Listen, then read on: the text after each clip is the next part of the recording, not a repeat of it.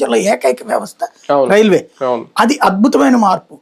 ఇవి కాకుండా నేరుగా కేంద్ర ప్రభుత్వం పబ్లిక్ సంక్షేమం అనేటువంటిది ఆయుష్మాన్ భారత్ కావచ్చు, బియ్యం ప్రతి మనిషికి 5 కిలోల ఉచిత బియ్యం కావచ్చు, ఆహార భద్రత కల్పించాడు, ఇళ్ళు ఉచితంగా. ఇన్ని ఇళ్ళు స్వతంత్ర భారతదేశ చరిత్రలో పేదోడికి సొంత ఇంటి హక్కు అన్నటువంటిది ఎవడు చేయలేదు. అది ఈ స్థాయిలో చేసుకొస్తున్నాడు అన్నమాట. కానీ ఒక నెహ్రూ, ఒక ఇందిరాగాంధీ, ఒక రాజీవ్ గాంధీ ఇలా ప్రధానుల్లో కొన్ని పేర్లు ఇప్పటికే ఉన్నాయి.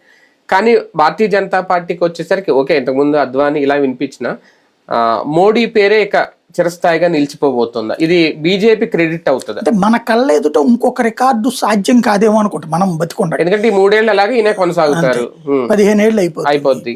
తర్వాత కూడా మళ్ళీ బీజేపీనే వచ్చే ఇదే కనబడుతుంది. ఎందుకంటే వీళ్ళంతా విడిపోయి ఉన్నారు కాబట్టి. బేసిక్ గా ఒక తరం అయిపోయింది. మన తాతల మన తండ్రుల వరకు కాంగ్రెస్ చూసాం. మన దగ్గర నుంచి నెక్స్ట్ ఇంకో తరం వరకు కూడా బీజేపీ చూడక తప్పదు.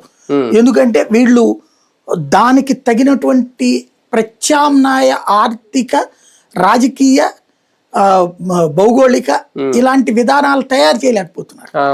అది చేసి చూపించగలగాలి వీళ్ళు. మోడీని దించే అని చెప్తాం ఓకే. ఇవాళ మనకైనా కొన్ని విషయాల్లో మోడీ నచ్చకపోతే చికాకు పుడుతుంది, కానీ దిగిపోతే ఏమిటో అని భయం వేస్తుంది.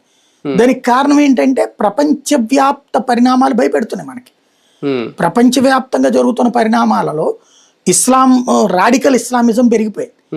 రెండో పక్కన క్రిస్టియన్ దేశాలలో వచ్చేటప్పటికి ఫైనాన్షియల్ క్రంచ్ ఎక్కువైపోయి, ఎందుకంటే ఇవాళ రోజున ఇప్పుడు మన హయాంలో మనం పచ్చడితో అన్నం తినడం చాలా గొప్ప విశేషం. ఇవాళ రోజున బిర్యానీలు ఈ తినడం అలవాటు అయిన వాళ్ళకి మళ్ళీ నువ్వు పచ్చడి తినంటే తట్టుకోలేరు.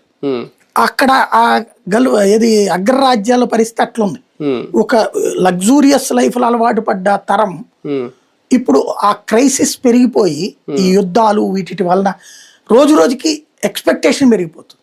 దాన్ని రీచ్ కాలేనప్పుడు ఏం చేస్తారంటే ఎమోషన్ క్రియేట్ చేస్తారు. మోడీ వచ్చిన తర్వాత మిత్ర దేశాలు పెరగడం కూడా భారత్ కి అది ఆయనకు ఒక పెద్ద పిల్లర్ అవుతుందా, బలం అవుతుందా? అట్లా అనడానికి కాదు. బేసిక్ గా చెప్పాలంటే మన చుట్టూ ఉన్న దేశాలు మనకి శత్రువులు కూడా అయినాయి మోడీ వచ్చాక. అది మోడీ మీద కసితో జరిగినటువంటి. కానీ మోడీ వచ్చాక ఒక రాయల్టీ వచ్చింది ఇండియాకి. రాయల్టీ చక్రవర్తిత్వం అనను గాని ఇదివరకటి రోజుల్లో మన ప్రధానమంత్రి వెళ్ళినప్పుడు బిక్కుబిక్కుమంటుండేవాడు. ఆత్మన్యూనతాభావం ఎక్కువ ఉండేది మన ప్రధానమంత్రి. వీళ్ళల్లో ఫీలింగ్ ఏంటంటే మనం ఏదో ఆఫ్టర్ ఆల్ చిన్న దేశం, ఇదే మన ఆర్థిక పరిస్థితిగా చూస్తే మనం ఏదో చిన్న దేశం అన్నట్టు ఫీల్ అయ్యేవాడు. మన అసలు క్రెడిట్ ఏంటన్నది వాజ్పేయి చెప్పాడు. 100 కోట్ల జనాభా ఉన్న భారతదేశానికి కాదు, నువ్వు నా మీద ఆంక్షలు పెడితే పోయేది నువ్వురా అన్నాడు అమెరికాని అణుపరీక్షలు చేశాక. అంటే మనం బార్గెనింగ్ చేయగలిగిన కెపాసిటీ మన దగ్గర ఉంది జనంతో. అది వాజ్పేయి చెబితే మోడీ కరెక్ట్గా ఇంప్లిమెంట్ చేస్తున్నాడు.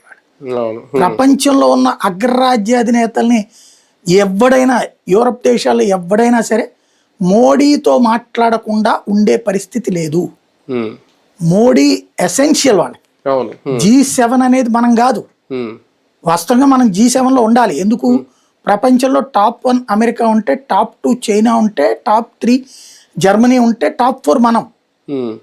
కానీ చైనా ఉండదు, మనం ఉండదు G7లో.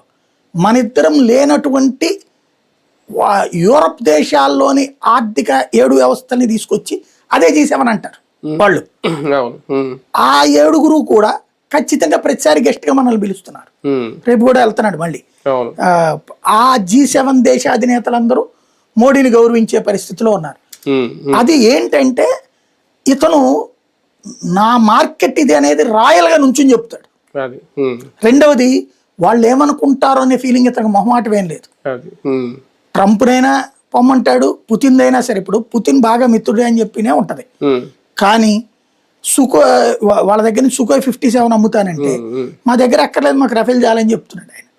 మొన్న అదే అన్నాడు పుతిన్.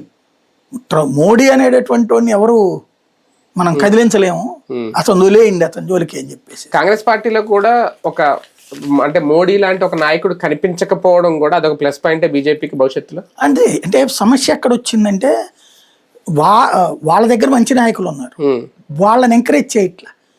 ఆ కుటుంబం నుంచినే నాయకులు అంటున్నారు. ఆ కుటుంబం నుంచిన నాయకులైనప్పుడు మోడీకి దీటైన నాయకులు కుటుంబంలో లేరు. అవును, అంటే ఇప్పటివరకు మోడీని అన్ని రంగాల్లో కూడా ఒక అగ్రస్థానంలో చూసేశారు భారతదేశ ప్రజలందరూ. ఇప్పుడు ఆ స్థానంలో చూసినప్పుడు ఎవరో కనిపించట్లేదు కాంగ్రెస్ పార్టీ. అసలు మరీ వామపక్ష దాన్ని ఏమంటారు, వామనావతారం కనబడుతోంది. అది అసలు మోడీ ముందును వీళ్ళు అసలు ఏం కనిపించట్లేదు. అసలు ఇతను ఏంటంటే కమ్యూనిస్టు నాయకుల కంటే శక్తిహీనుడు. కమ్యూనిస్ట్ నాయకులు ఇంకా నోరన్న ఉంటది, రాహుల్ గాంధీకి నోటి దూల తప్పించలేదు. కమ్యూనిస్ట్ నాయకులు కాస్త ఆలోచించదగ్గట్టుగానే మాట్లాడతారు, ఇతనికి అది కూడా లేదు. కుటుంబ వారసత్వం అన్న హక్కు అధికారం తప్ప ఆ ఎసెన్షియల్ పాయింట్ తప్ప ఇంకోటి కనబడట్లేదు వీళ్ళ దగ్గర. అదే తేడా. అంటే అధికారికంగా కూడా ఇన్ని రోజులు అధికారంలో కొనసాగిన రికార్డు కూడా ఈయనకే దక్కిందంట కదా ఒక రకంగా. అంటే ప్రతిపక్ష నాయకుడు అంటే కాంగ్రెసేతర పక్షం ఒకటే ఆస్పెక్ట్. అంటే ముఖ్యమంత్రిగా ఉన్న అంటే భారతదేశ చరిత్రలో అందరి రికార్డు పోయినాయి. అవును, సీఎం దగ్గర నుంచి ఇంత ముందు పెమా ఖండూకు ఉండేది, ముఖ్యమంత్రిగా అత్యధిక కాలం చేసేదే అతని పేరు అరుణాచల్ ప్రదేశ్ ఒక ఆయన ఉండేది. ఆయన తర్వాత అత్యధికంగా చేసినటువంటిది ముఖ్యమంత్రిగా చేసినటువంటిది ఈశాన్య రాష్ట్రాలకు సంబంధించిన ఒక ముఖ్యమంత్రికి ఉన్నది అది. ఆ తర్వాత చూసుకుంటే ముఖ్యమంత్రిగా కానీ ప్రధానమంత్రిగా కానీ అంటే కంప్లీట్ గా